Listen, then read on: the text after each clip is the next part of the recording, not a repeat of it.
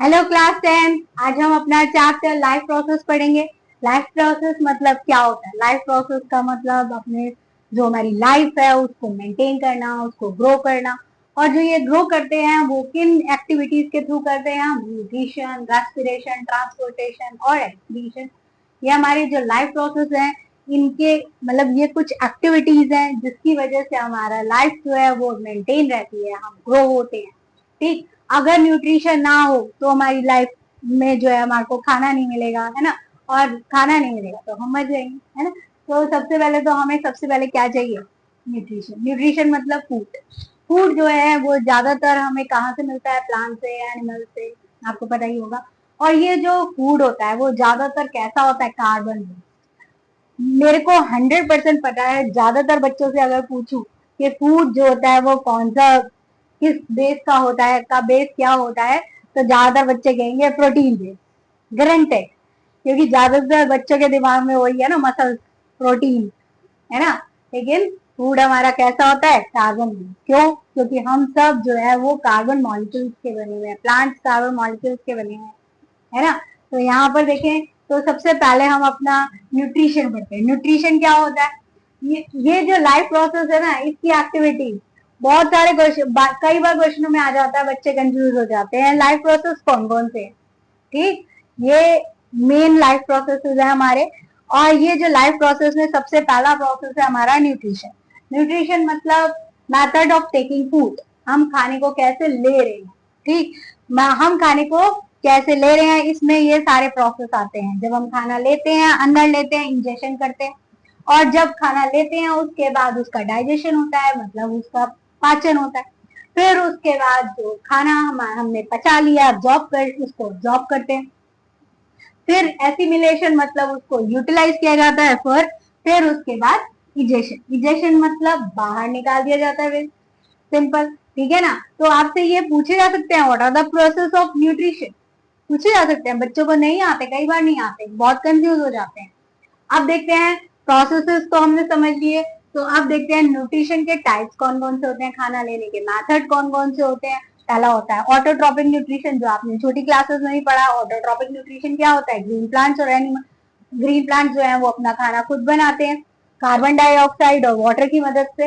इन दोनों का यूज करके, क्लोरोफिल का यूज करके सनलाइट की प्रेजेंस में ग्लूकोज बनाते हैं और ऑक्सीजन रिलीज करते हैं। इसके अलावा वाटर बनाते हैं। तो इस प्रोसेस को, पूरे प्रोसेस को क्या बोला जाता है? फोटोसिंथेसिस। ये तो आपने पहले भी पढ़ा हुआ है। तो अब एक चीज और है कि जो ये कार्बोहाइड्रेट होती है वो प्लांट्स यूज कर लेते हैं अपनी एनर्जी के लिए। ठीक, लेकिन कुछ कार्बोहाइड्रेट स्टोर्ड भी हो जाती है स्टार्च के फॉर्म में। ये बहुत इंपॉर्टेंट क्वेश्चन है, आ जाता है एमसीक्यू में।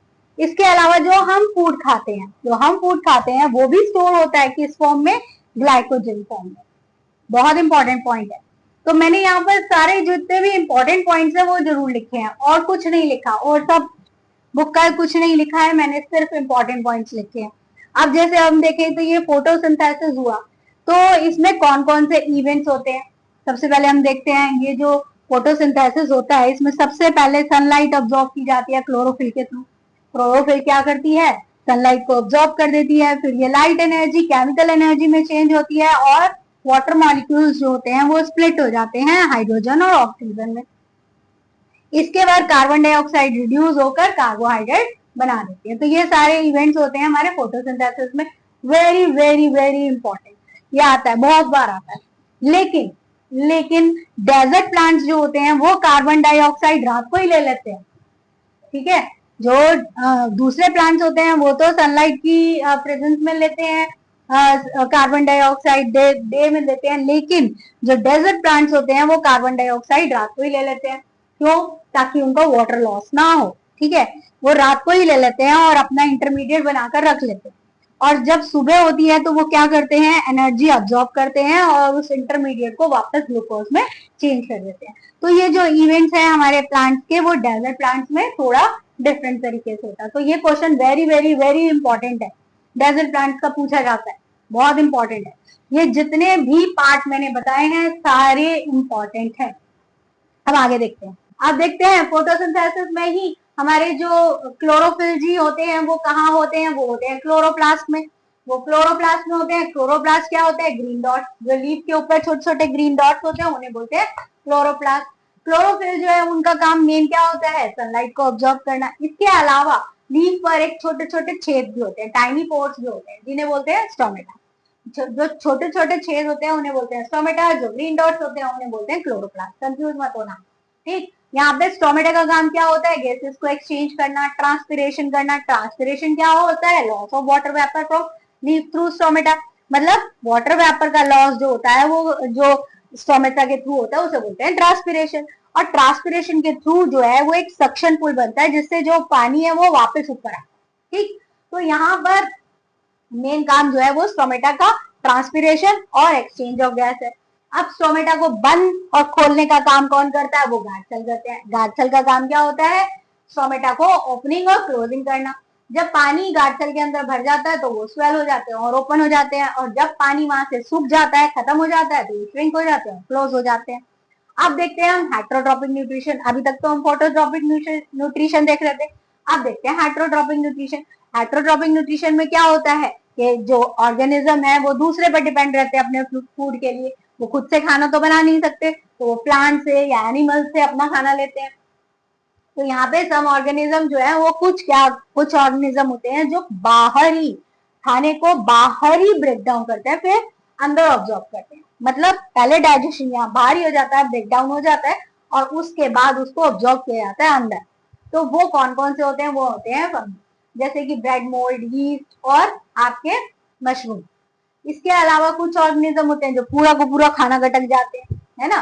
तो अलग अलग तरह के ऑर्गेनिज्म अलग अलग तरीके से खाना लेते हैं, ठीक है। तो यहाँ पे कुछ ऐसे ऑर्गेनिज्म होते हैं जो किसी जानवर को या प्लांट को मारे बगैर, बिना मारे, जैसे हम तो प्लांट को काट के खाते हैं या फिर एनिमल्स को काट के खाते हैं, लेकिन कुछ ऐसे भी ऑर्गेनिज्म होते हैं जो प्लांट और एनिमल्स को बिना मारे उनको उनका जो है वो न्यूट्रिशन लेते हैं।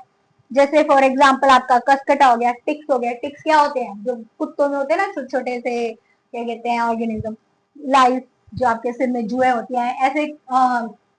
ये जो कुछ ऑर्गेनिज्म होते हैं इनको बोलते हैं पैरासाइट। इनको क्या बोलते हैं, पैरासाइट। इस न्यूट्रिशन को बोलते हैं पैरासिटिक न्यूट्रिशन सिस्टम, ठीक।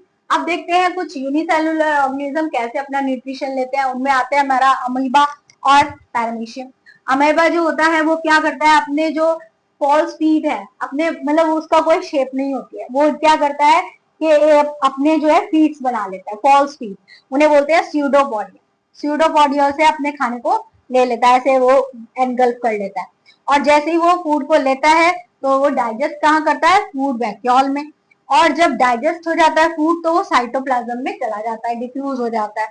फिर उसके बाद जो अनडाइजेस्टेड फूड होता है वो सरफेस पर आ जाता है सेल के। ये तीनों चारों चारों में से कोई भी एक आपसे पूछा जा सकता है कि वो खाना कैसे लेते हैं, तो सीडोपोडिया से।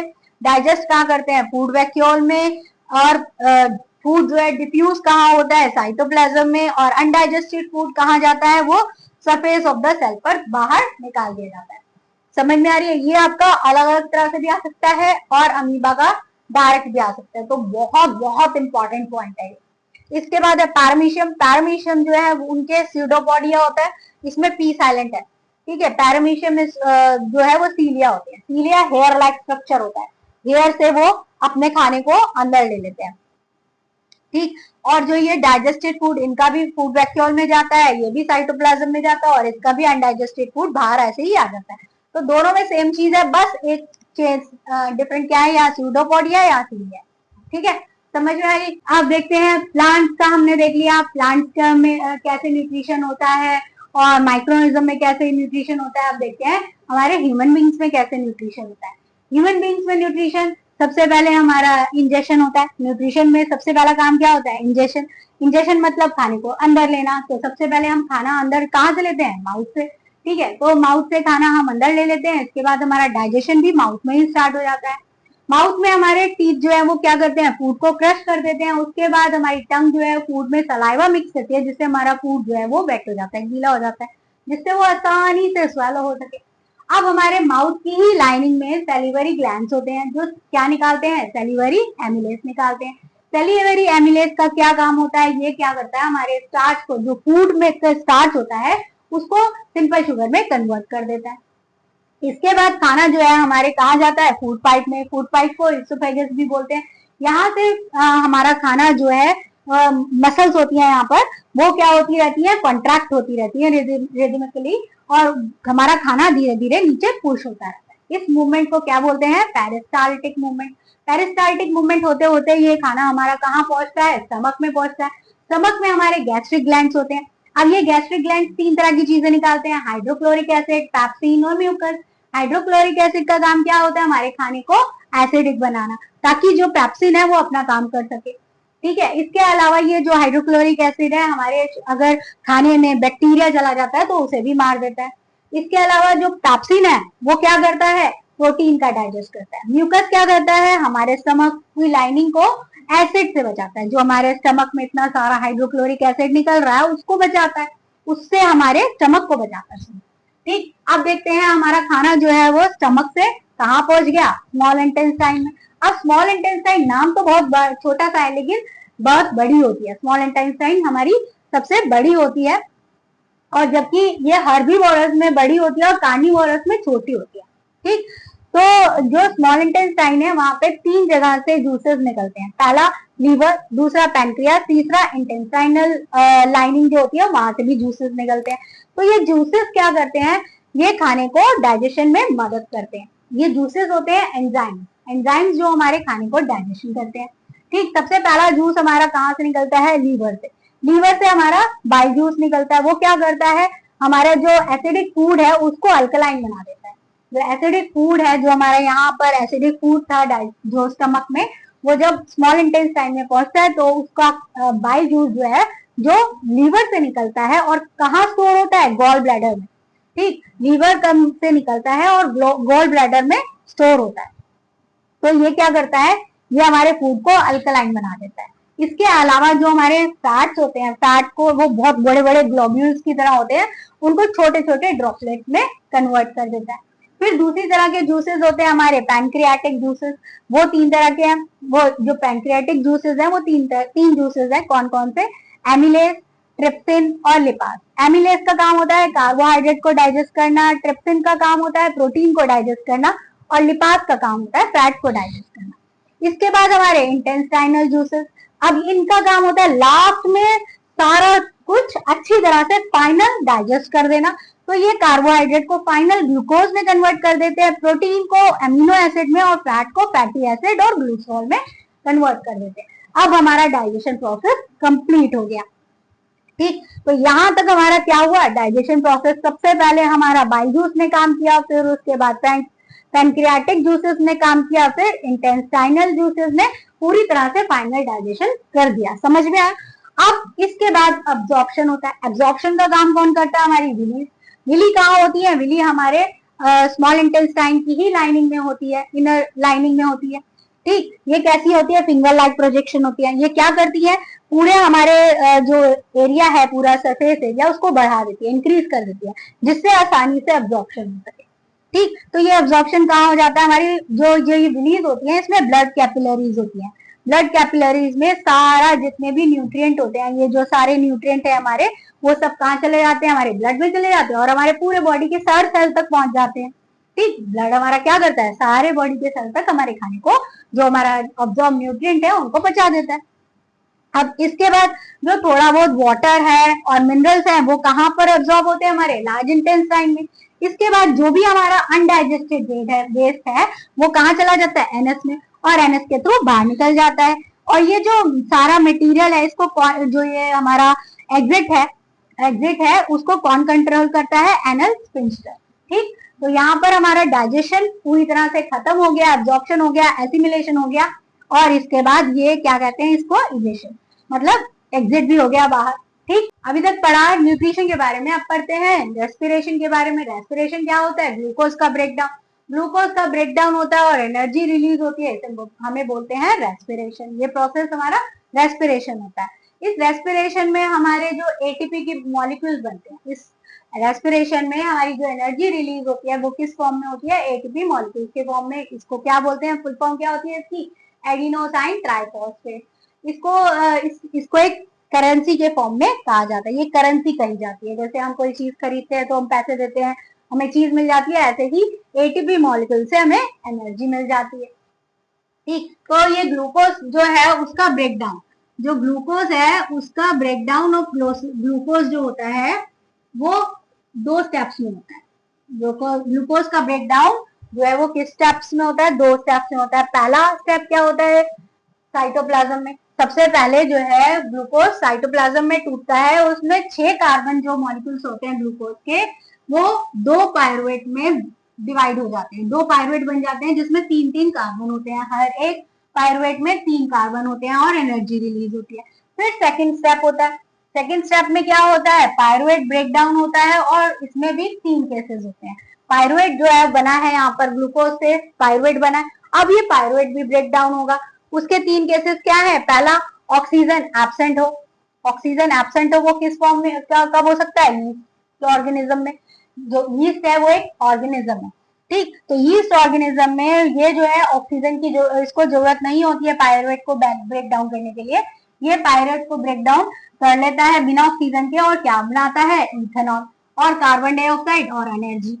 और इस प्रोसेस को फर्मेंटेशन और एनारोबिक रेस्पिरेशन भी बोलते हैं। ऐसा भी हो सकता है कि लेस ऑक्सीजन हो, लेस ऑक्सीजन कब होती है, जब हम एक्सरसाइज कर रहे होते हैं, बहुत ज्यादा दौड़ रहे होते हैं तेज तेज, तो हमारे पास ऑक्सीजन कम होती है। तो ऐसी सिचुएशन में हमारे पास हमारे जो पायरुवेट है उसका ब्रेकडाउन कहाँ होता है, मसल सेल में। मसल सेल में होने के बाद वो क्या बना देता है, लैक्टिक एसिड और एनर्जी। और जो ये लैक्टिक एसिड है इसी की वजह से हमारे शरीर में दर्द होता है, क्रैम्प्स पड़ जाते हैं मसल्स में, ठीक। अब जो है तीसरी सिचुएशन हो सकती है कि हमारे पास ऑक्सीजन है प्रचुर मात्रा में, पूरी अच्छी तरह है, तो हमारा जो पायरुवेट का ब्रेकडाउन कहाँ होता है, माइटोकॉन्ड्रिया में। ये ऐसे रेस्पिरेशन को बोलते हैं एरोबिक रेस्पिरेशन। तो आपका ये डिफरेंस भी आ सकता है, एनारोबिक और एरोबिक रेस्पिरेशन में डिफरेंस भी आ सकता है, तो आपको यही लिखना है, ठीक है, कि एनारोबिक में यीस्ट है और एरोबिक में आपका कौन है, प्रेजेंस ऑफ ऑक्सीजन है, सभी एनिमल्स में होता है ये, ठीक है, सभी ऑर्गेनिज्म में होता है। इसमें प्रोडक्ट क्या बनता है, कार्बन डाइऑक्साइड, वाटर और लार्ज अमाउंट ऑफ एनर्जी बनती है। तो ये तीनों केसेस वेरी इंपॉर्टेंट है, ठीक। ये तीनों केसेस वेरी इंपॉर्टेंट है। जब हमारा ग्लूकोज का ब्रेकडाउन होता है तो वो कैसे होता है, हमारा पहला स्टेप वो साइटोप्लाज्म में होता है, फिर पायरुवेट बनता है, पायरुवेट जो है वो फिर 3 केसेस की तरह टूटता है। अगर हमारे पास ऑक्सीजन है तो अलग तरीके से, ऑक्सीजन नहीं है तो अलग तरीके से, और लेस ऑक्सीजन है तो भी अलग तरीके से। तो यहाँ तक समझ में आया पूरा, ठीक। अब देखते हैं breathing in different organism.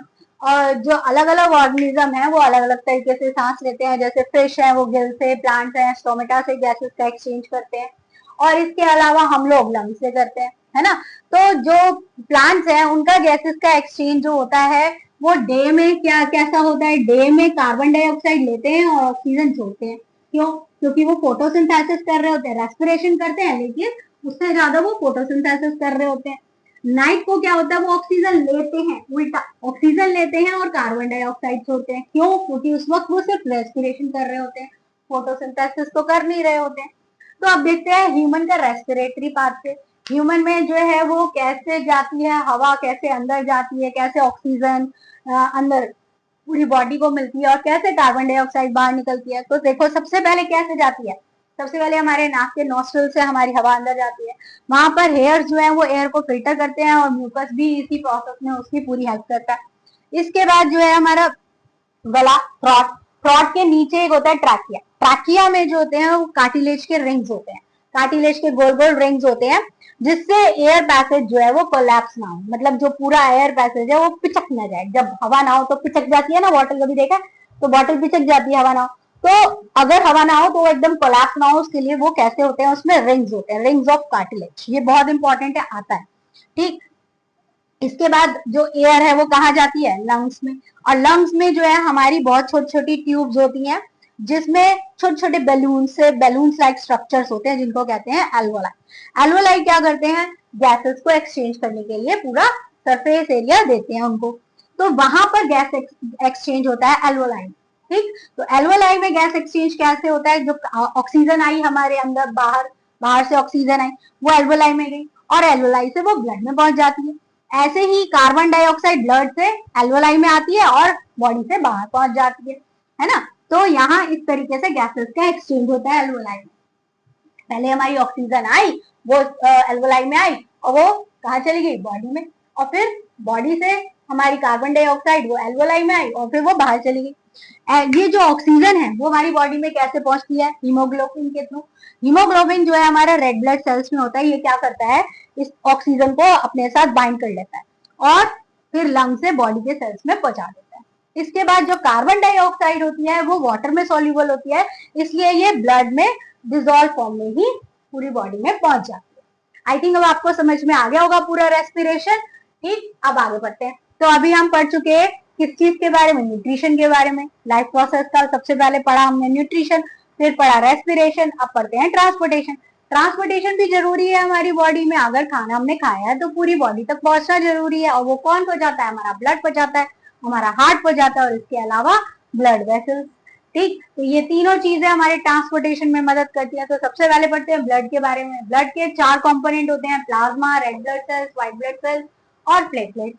Plasma जो है वो एक लिक्विड पार्ट होता है ब्लड का, जो food, carbon dioxide, hormone, salt, urea, other waste को ट्रांसपोर्ट करता है, अच्छी चीजों को अंदर ले जाता है और गंदी वेस्ट चीजों को बाहर निकाल देता है। ठीक, और जो है इसके अंदर 3 तरह के सेल होते हैं, red blood cells, white blood cells और प्लेटलेट्स। रेड ब्लड सेल्स जो होते हैं उनमें हीमोग्लोबिन होता है जो ऑक्सीजन को ट्रांसपोर्ट करता है। व्हाइट ब्लड सेल्स क्या करते हैं, हमें इन्फेक्शन से बचाते हैं, और प्लेटलेट हमारी ब्लड क्लॉटिंग में मदद करते हैं। कभी भी हम चोट लग जाती है तो ब्लड बहने लगता है, वो अपने आप रुक जाता है। वो क्यों रुक जाता है, प्लेटलेट्स की वजह से। ठीक है, तो हमारे जो ब्लड लॉस को कम करने में मदद करता है, तो प्लेटलेट्स हमारे ये काम करते हैं। अब ये आपके इंपॉर्टेंट फंक्शन है, आ सकते हैं। अब देखते हैं हार्ट। हार्ट जो है वो हमारा मस्कुलर पंपिंग ऑर्गन है, ये ब्लड को पंप करता है, लंग्स तक पहुंचाता है, फिर लंग से वापस बॉडी में पहुंचाता है। तो इसके 4 चैम्बर्स होते हैं, right atrium, right ventricle, left atrium और लेफ्ट वेंट्रिकल। तो यहाँ देखो मैंने इसका पूरा प्रोसेस बना रखा है। हमारा सबसे पहले ब्लड जो डीऑक्सीजनेटेड ब्लड है वो वेना कावा के थ्रू राइट आर्ट्रियम में जाता है, फिर राइट वेंट्रिकल में जाता है, फिर ये कहाँ चला जाता है, पल्मरी आर्टरीज में चला जाता है और वहां से ये लंग्स में पहुंचता है। इसके बाद जो ऑक्सीजनेटेड ब्लड होता है, ऑक्सीजन से रिच ब्लड होता है, वो पल्मरी वीन के थ्रू लेफ्ट आर्ट्रियम में आता है, फिर लेफ्ट वेंट्रिकल में जाता है, फिर अरोटा के थ्रू बाहर निकल जाता है और पूरी बॉडी में चला जाता है। इसी को मैंने यहाँ पर नीचे भी लिखा है, ब्लड फ्लो कैसे होता है। दोबारा बता देती हूँ, बॉडी से राइट एंट्रियम में जाता है, राइट एंट्रियम से ये राइट वेंट्रिकल में जाता है, पल्मरी आर्टरी में जाता है, फिर लंग्स में जाता है। फिर उसके बाद लंग से फिर वापस आता है, पल्मरी वीन में जाता है, वहां से लेफ्ट आर्ट्रियम में पहुंचता है, फिर लेफ्ट वेंट्रिकल के थ्रू ये अरोटा में पहुंचता है और फिर बॉडी में पूरे पहुंच जाता है। इस तरीके से हमारा पूरा ब्लड का फ्लो होता है हमारे हार्ट में। तो यहाँ देख रहे हो आप, ये डबल सर्कुलेशन हो रहा है। डबल सर्कुलेशन क्यों हो रहा है, ताकि हमारा जो ऑक्सीजनेटेड ब्लड है वो डीऑक्सीजनेटेड ब्लड के साथ मिक्स ना हो और हमें एफिशिएंट ऑक्सीजन मिलती रहे, इसके अलावा हमें एनर्जी भी मिलती रहे आसानी से। तो यहाँ हम देखते हैं कि फिश के अंदर ओनली 2 ही चैम्बर्स होते हैं और वो सिंगल सर्कुलेशन होता है, उसमें सिर्फ हार्ट में एक ही बार ब्लड का फ्लो होता है। जबकि कुछ एम्फीबियंस है, मोस्ट रेप्टाइल्स हैं, उनमें 3 चैम्बर्स होते हैं, एम्फीबियंस और मोस्ट रेप्टाइल्स। रेप्टाइल्स कौन होते हैं, जो रेंगने वाले जानवर होते हैं, और एम्फीबियंस कौन होते हैं, जो लैंड पर भी रहते हैं और वाटर में भी रहते हैं। तो इनमें जो होते हैं वो 3 ही चैम्बर्स होते हैं। क्यों, क्योंकि ये जो है मिक्सिंग ऑफ ब्लड को टॉलरेट कर लेते हैं। अगर इनका ब्लड मिक्स भी हो जाता है तो ये थोड़ा बहुत मिक्स हो जाता है तो सहन कर लेते हैं, तो इसलिए इनके 3 ही चैम्बर होते हैं। और इसमें भी इनकम्प्लीट डबल सर्कुलेशन होता है, क्योंकि इसमें पूरा तरीके से डबल सर्कुलेशन नहीं होता, क्योंकि 3 ही चैम्बर है। अब देखें तो ब्लड प्रेशर। ब्लड प्रेशर क्या होता है, pressure exerted by blood on artery walls. जो हमारी आर्टरी है उनकी वॉल्स पर जो ब्लड का प्रेशर पड़ता है उसे बोलते हैं ब्लड प्रेशर। इसको हम कैसे मेजर कर सकते हैं, इसका जो इंस्ट्रूमेंट है उसे क्या बोलते हैं, स्फाइग्मोमैनोमीटर। क्या कहते हैं, स्फाइग्मोमैनोमीटर। ठीक, इसका हमारा जो नॉर्मल ब्लड प्रेशर होता है वो कितना होता है, 120/80 मिलीमीटर हीमोग्लोबिन। ठीक है। तो ये 120 क्या है, 120 हमारा ऊपर वाला ब्लड प्रेशर होता है जिसे बोलते हैं सिस्टोलिक प्रेशर, और 80 नीचे वाला जिसे बोलते हैं diastolic pressure. High blood pressure को हाइपरटेंशन भी कहते हैं। अब देखते हैं ब्लड वेसल्स। इसके बाद हमारी जो तीसरी पार्ट है जो हमारे ट्रांसपोर्टेशन में मदद करता है वो क्या होती है, ब्लड वेसल्स। अब पढ़ते हैं ब्लड वेसल्स के बारे में। अब पढ़ते हैं ब्लड वेसल्स के बारे में। ब्लड वेसल्स जो होती है हमारी 3 टाइप्स की होती है, आर्टरीज, वीन्स और कैपिलरीज। आर्टरीज क्या होती है, आर्टरीज जो है हमारे ब्लड को हार्ट से बॉडी तक पहुंचाती है, हार्ट से बॉडी तक पहुंचाती है। यहाँ पर जो प्रेशर होता है हमारा ब्लड का बहुत हाई होता है, इसलिए यहाँ की इसकी जो वॉल्स होती हैं वो बहुत ही ज्यादा थिक होती हैं, इलास्टिक होती हैं। जबकि वीन्स क्या होती हैं, वो हमारी बॉडी से ब्लड को हार्ट तक पहुंचाती हैं। तो यहाँ पर इसकी वॉल्स जो होती हैं वो थिन होती हैं, और यहाँ पर इनका प्रेशर कैसा होता है, ब्लड का प्रेशर कैसा होता है, लो होता है। यहाँ पर वॉल्स होते हैं, जो हमारी व्हील्स होती हैं उनमें वॉल्स होते हैं। वॉल्स क्या होते हैं, ढक्कन टाइप ढक्कन होते हैं जो क्या करते हैं, ब्लड को वापस वापस बॉडी में जाने से रोकते हैं। इसके बाद हमारी थर्ड टाइप की जो ब्लड वेसल है वो है कैपिलरीज। कैपिलरीज जो होती है वो एक सेल जितनी पतली थिक होती है, और ये इनमें गैसेस का एक्सचेंज, फूड का और वेस्ट का एक्सचेंज होता है, और उसके बाद ही वो इकट्ठी होकर वो वीन्स बन जाती हैं या फिर वो आर्टरीज बन जाती है। ठीक है। अब हमारा एक और मेन पार्ट है वो है लिम्फ। लिम्फ भी जो है ट्रांसपोर्टेशन में मदद करता है। लिम्फ जो है वो एक कलरलेस टिश्यू फ्लूइड होता है जो ब्लड प्लाज्मा से बनता है। ये कैसे बनता है, जब हमारा एक्सचेंज हो रहा होता है कैपिलरीज में, जो उसके छोटे छोटे छेद होते हैं वहां से ये कुछ हमारा प्लाज्मा या फिर ब्लड सेल्स जो है वो वहां से नीचे गिर जाते हैं, हमारे इंटरसेलुलर स्पेसेस में गिर जाते हैं, जिससे हमारा ये टिश्यू फ्लूइड बन जाता है, लिम्फ बन जाता है। अब इस लिम्फ का काम क्या होता है, ये क्या करता है, जो हमारे फैट्स होते हैं, एब्जॉर्ब फैट स्मॉल इंटेस्टाइन के, वो उनको ब्लड तक पहुंचाता है। और इसके अलावा जो एक्स्ट्रा सेलुलर स्पेसेस में जो आपका एक्सेस फ्लूइड गिरा हुआ है उसको वापस ब्लड तक पहुंचाने का काम भी यही करता है। अब देखते हैं transportation in plant. Transportation in plants दो टिश्यूज के थ्रू होता है, एक जाइलम एक फ्लोएम। जाइलम में क्या होता है, वाटर और मिनरल्स का ट्रांसपोर्टेशन होता है। जाइलम के थ्रू वाटर और मिनरल्स का ट्रांसपोर्टेशन होता है। ये किससे बना होता है, वेसल्स और ट्रैकियार्ड से बना होता है। इसमें वाटर जब एंटर होता है रूट से, वो किसके प्रोसेस के थ्रू होता है, ऑस्मोसिस। ऑस्मोसिस याद होगा ना, हाइयर कॉन्सेंट्रेशन से लोअर कॉन्सेंट्रेशन की तरफ मूवमेंट वाटर का, उसे हम ऑस्मोसिस कहते हैं। तो इससे जो है वाटर और मिनरल्स जो है वो रूट तक पहुंच जाते हैं सॉइल से। ठीक, लेकिन ये जो मूवमेंट होता है वो थोड़ा ही होता है, मतलब ये ज्यादा हाइट तक नहीं हो सकता है। तो इसके लिए दूसरा एक मेथड होता है, उसे बोलते हैं ट्रांसपिरेशन। ट्रांसपिरेशन के थ्रू भी जो है वाटर का सक्शन पुल होता है, वाटर ऊपर की तरफ खींचता है। ठीक, इससे तो खींचता ही है, थोड़ा ऊपर तक जाता है, मतलब छोटे प्लांट्स में ये हो सकता है, लेकिन बड़े प्लांट्स में, ट्रीज में ट्रांसपिरेशन के थ्रू होता है। ट्रांसपिरेशन क्या होता है, transpiration loss of water as water vapour through stomata. Stomata के थ्रू जो वाटर वेपर का लॉस होता है उसे बोलते हैं ट्रांसपिरेशन, है ना। ये आपने पहले छोटी क्लास में भी पढ़ा हुआ है। इसका मेन वर्क यही है कि एक सक्शन पुल बनाता है। सक्शन पुल जैसे खिंच जाता है, पानी जो ऊपर की तरफ खिंचता है, और जो है हमारा जो वाटर और मिनरल्स का ट्रांसपोर्टेशन हो जाता है। ये जो है हमारे ट्रांसपिरेशन की वजह से हमारे प्लांट में टेम्परेचर को भी मेंटेन करके रखता है। अब देखते हैं फ्लोएम। फ्लोएम क्या करता है, हमारे फूड को ट्रांसपोर्ट करता है, और जो फूड है वो सीड ट्यूब्स के थ्रू और कंपेनियन सेल्स की हेल्प से ट्रांसपोर्ट होता है। इसका मूवमेंट जो होता है वो दोनों डायरेक्शन में होता है, डाउनवर्ड भी और अपवर्ड भी। ठीक, तो ये मूवमेंट जो होता है फ्लोएम में, इसको बोलते हैं ट्रांसलोकेशन। ठीक है, याद रखना, जो फूड का जो मूवमेंट होता है फ्लोएम में उसे बोलते हैं ट्रांसलोकेशन। बच्चे कंफ्यूज हो जाते हैं। तो यहाँ पर हमारा जो है ट्रांसपोर्टेशन खत्म होता है। अब पढ़ते हैं एक्सक्रीशन। अब तक पढ़ लिया ट्रांसपोर्टेशन। ट्रांसपोर्टेशन के बाद पढ़ते हैं एक्सक्रीशन। एक्सक्रीशन मतलब रिमूवल ऑफ वेस्ट। हमारी बॉडी में बहुत सारे वेस्ट बनते हैं, जैसे कि यूरिया है, यूरिक एसिड है, एक्सेस वाटर है, ये सब वेस्ट जो होते हैं हमारी मेटाबॉलिक प्रोसेस के टाइम में बनते हैं। ठीक है, इनको शरीर से बाहर निकालना बहुत जरूरी होता है, क्योंकि ये हमारे शरीर को नुकसान दे सकते हैं। तो इसलिए हमारे बॉडी में एक एक्सक्रीटरी सिस्टम होता है। एक्सक्रीटरी सिस्टम जो होता है उसमें हमारे ये 4 ऑर्गन्स होते हैं। किडनी, किडनी कितनी होती है, दो होती है ना, किडनी साइड में होती है, बीन शेप। ठीक है, ये क्या करती है, ब्लड को फिल्टर करती है, यूरिन बनाती है, और यूरिया या फिर कोई भी वेस्ट प्रोडक्ट हमारी बॉडी से बाहर निकालती है।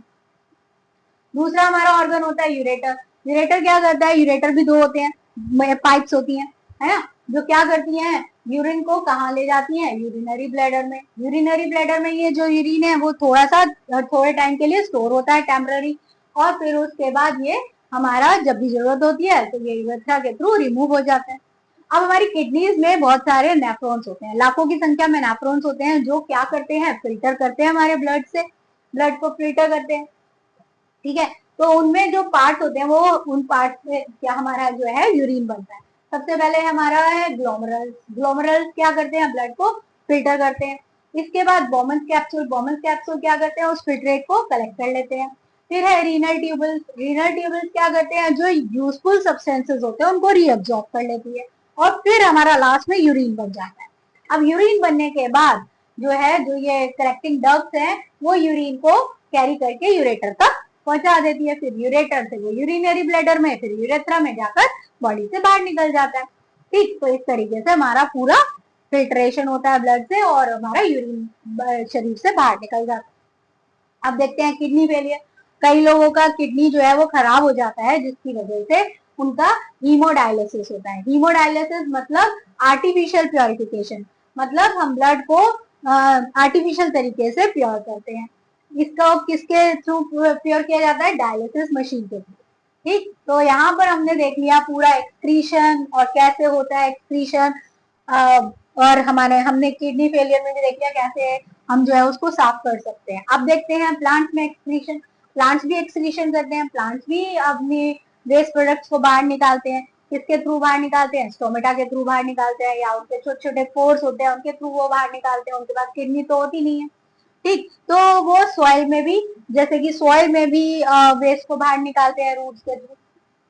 तो उनकी सबसे पहला वेस्ट प्रोडक्ट क्या है, ऑक्सीजन। ऑक्सीजन को वो फोटोसिंथेसिस, जब वो फोटोसिंथेसिस कर रहे होते हैं तो उनके लिए ये ऑक्सीजन क्या होती है, वेस्ट प्रोडक्ट होता है, वो बाहर निकाल देते हैं। जो एक्स्ट्रा ऑक्सीजन होती है, कुछ ऑक्सीजन वो रेस्पिरेशन में यूज करते हैं, और एक्स्ट्रा ऑक्सीजन को वो बाहर निकाल देते हैं।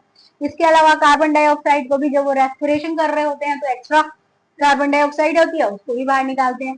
इसके अलावा वो एक्सेस वाटर को भी ट्रांसपिरेशन के थ्रू बाहर निकालते हैं। उनका जितना भी वेस्ट है, जो वेस्ट मटेरियल है, वो कहाँ पर स्टोर होता है, वैक्यूल्स में। लीव्स और बाग के थ्रू भी वो अपना वेस्ट बाहर निकालते हैं। इसके अलावा उनमें से कुछ चिपचिपा पदार्थ, रबड़ जैसा पदार्थ, और रेजिन्स और गम्स, ये सब निकलते रहते हैं। तो इस तरीके से प्लांट्स भी अपना वेस्ट बाहर निकालते हैं। तो यहाँ पर हमारा पूरा चैप्टर फिनिश होता है। Thank you.